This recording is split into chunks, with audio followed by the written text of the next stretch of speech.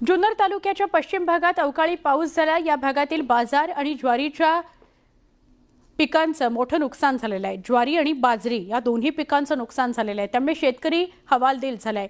या भागातील बाजरी आणि ज्वारी पीक चांगलंच बहरलं होतं, पण पीक बहरण्याच्या स्थितीत असतानाच अवकाळी पाऊस आला आणि पीक आता जमीनदोस्त झालंय, आडवं झालेलं आहे।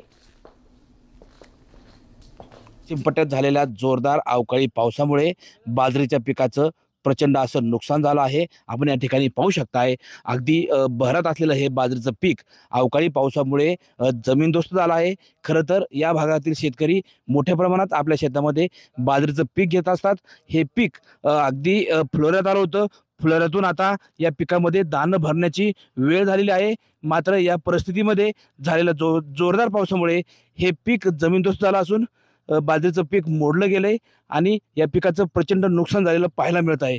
आपल्यासोबत आहेत शेतकरी। बाबा, काय सांगाल, बाजरीचं पीक आता पावसामुळे जमीनदोस्त झालंय? बाजरीचं पीक आता पावसामुळे जमीनदोस्त झाले। आता आम्हाला काही पीक येणार नाही आणि अवकाळी पाऊस झाल्यामुळे आज अख्खी बाजरी आमची पडून गेली। बाबा, तुमची किती बाजरी आहे? आणि 1 एकर बाजरी आमची आता ही बाजरी, हे पीक झोपलंय, हे परत उठेल का? ह्या कणसात दाणे भरतील का? नाही होणार, त्याचं टाटं मोडून गेली, त्याची फार नुकसान झाली त्याची।